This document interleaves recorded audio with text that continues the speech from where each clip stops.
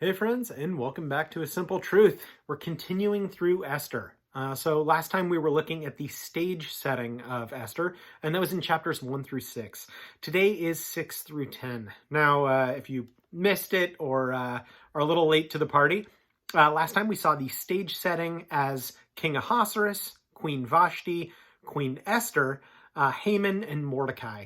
So again, we have Haman, who is kind of the hand of the king, almost. I guess that's a layman's way of putting it, to King Ahasuerus, who has kicked out Queen Vashti and replaced her now with Esther.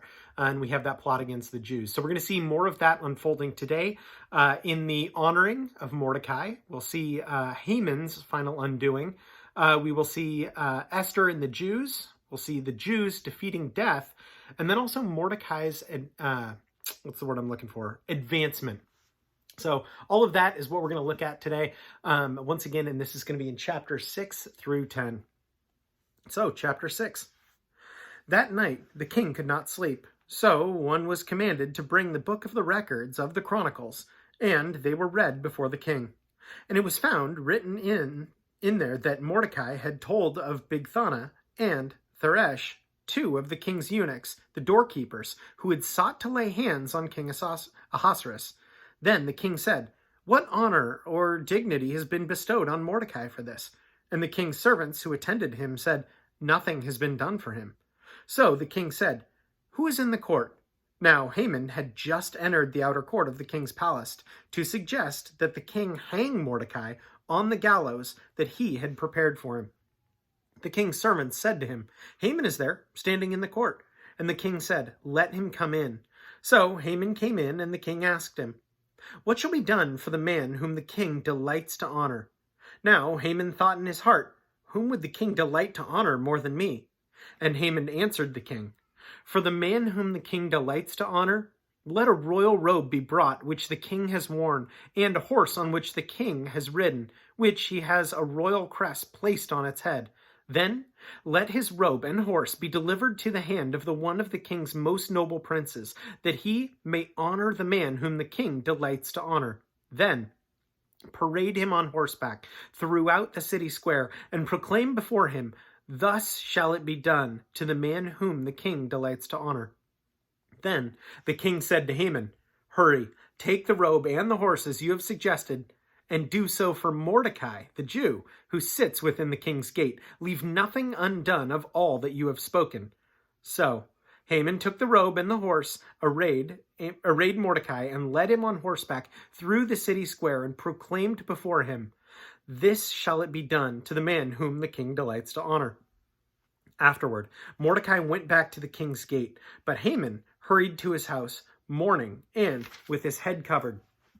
When Haman told his wife Zeresh and all his friends everything that had happened to him, his wise men and his wife Zeresh said to him, If Mordecai, before whom you have begun to fall, is of Jewish descent, you will not prevail against him, but will surely fall before him." While they were still talking with him, the king's eunuchs came and hastened to bring Haman to the banquet for which Esther had prepared. Chapter 7. So the king and Haman went to dine with Queen Esther. And on the second day at the banquet of wine, the king again said to Esther, "What is your petition, Queen Esther? It shall be granted to you. What is your request? Up to half the kingdom. It shall be done."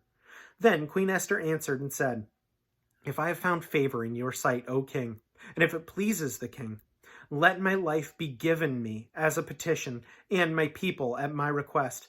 For we have been sold, my people and I, to be destroyed, to be killed, and to be annihilated. Had we been sold as male and female slaves, I would have held my tongue, although the enemy could never compensate for the king's loss."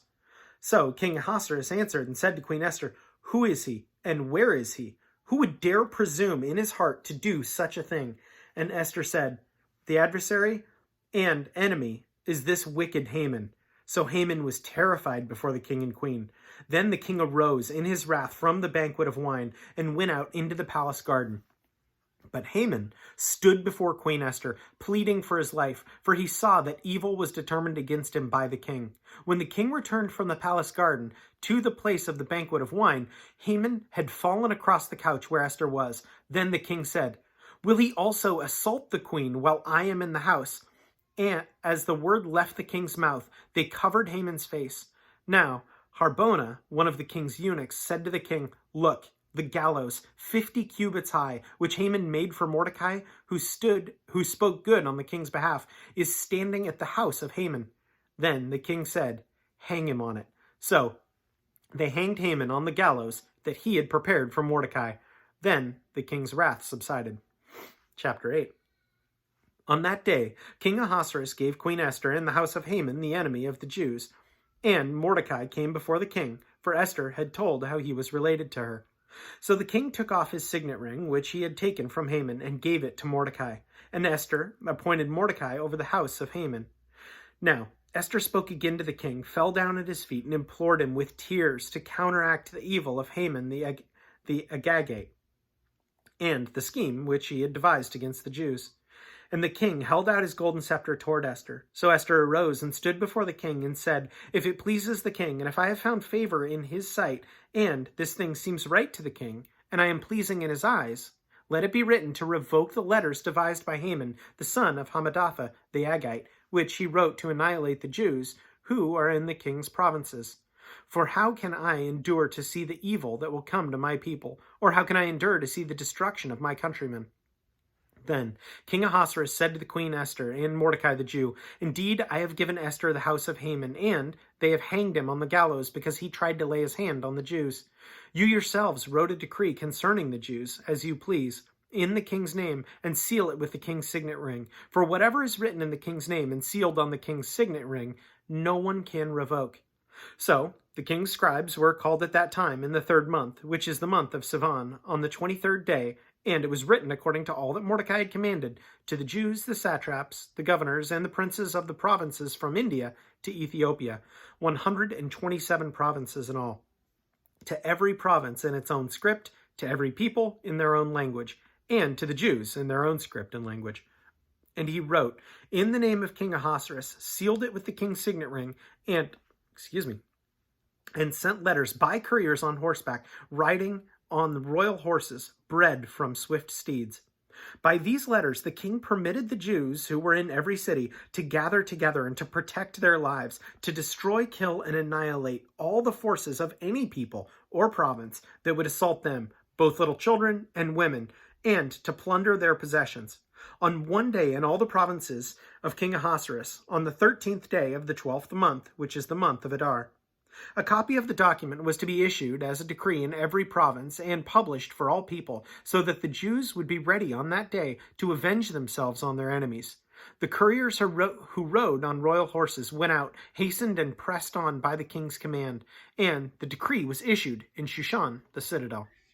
So Mordecai went out from the presence of the king in the royal apparel of blue and white, with a great crown of gold and a garment of fine linen and purple, and the city of Shushan rejoiced and was glad. The Jews had light and gladness, joy and honor. And in every province and city, wherever the king's command and decree came, the Jews had joy and gladness, a feast and a holiday. Then many of the people of the land became Jews, because fear of the Jews fell on them. Chapter 9. Now, in the 12th month, that is the month of Adar, on the 13th day, the time came for the king's command and his decree to be executed. On the day that the enemies of the Jews had hoped to overpower them, the opposite occurred, in that the Jews themselves overpowered those who hated them. The Jews gathered together in their cities throughout all the provinces of King Ahasuerus to lay hands on all those who sought them harm, and no one could withstand them, because fear of them fell upon all people. And all the officials of the provinces, the satraps, the governors, and all those hoping to do the king's work, helped the Jews because of the fear of Mordecai fell upon them. For Mordecai was great in the king's palace, and his fame spread throughout all the provinces. For this man Mordecai became increasingly prominent.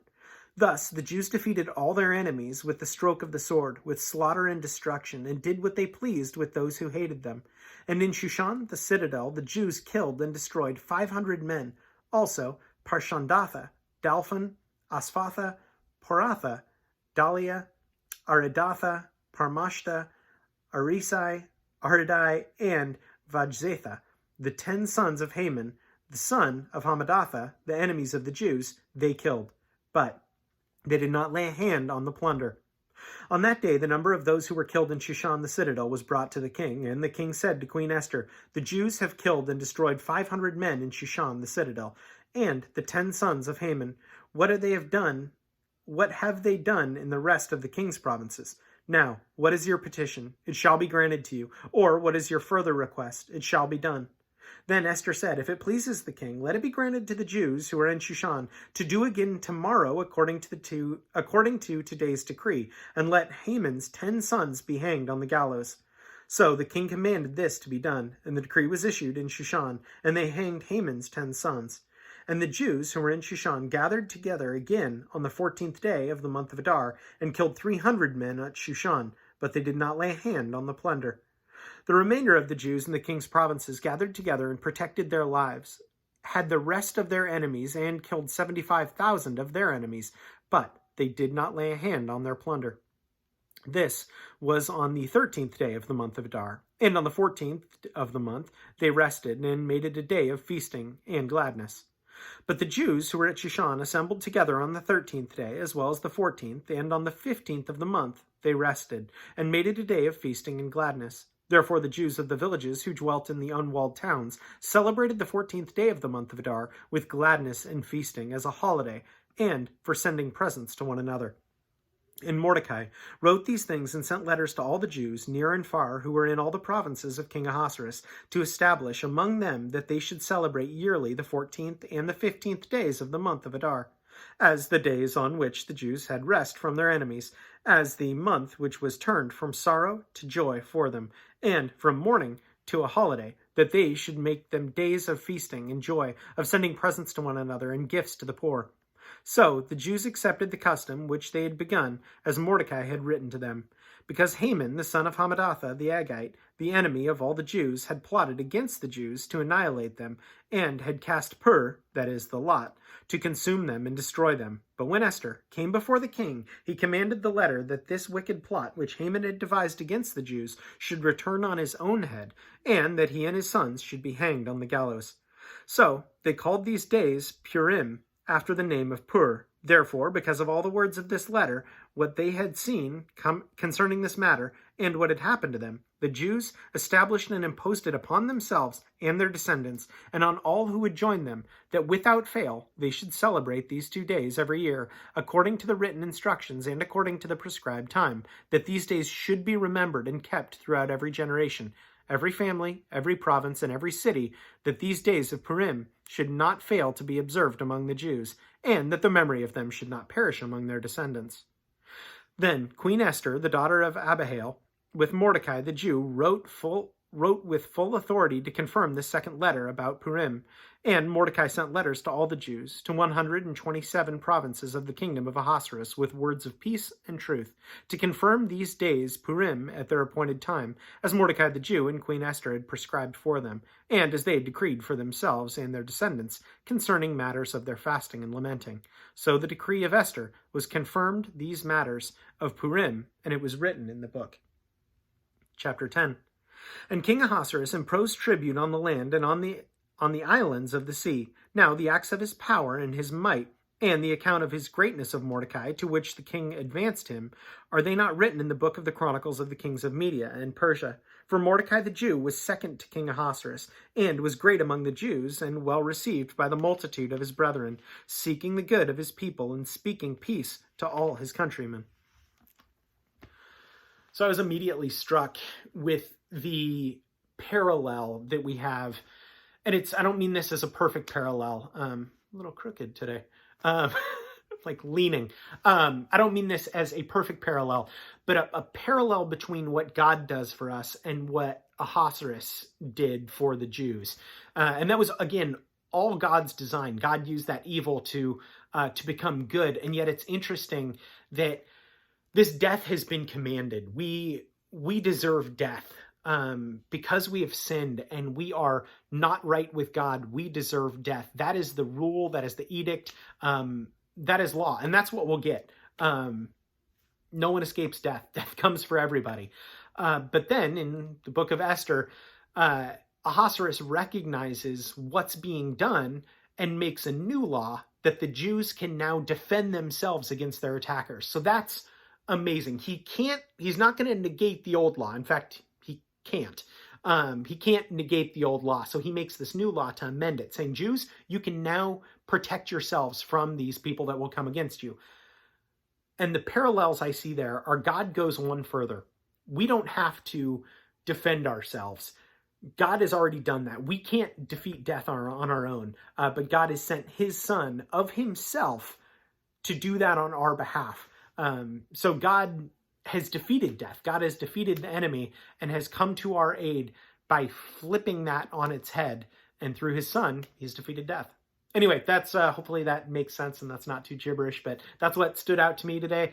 As always, friends, definitely know that I appreciate you guys tuning in. And yeah, as always, know that I appreciate you and much love for you. Thanks for watching, friends. We'll see you next time.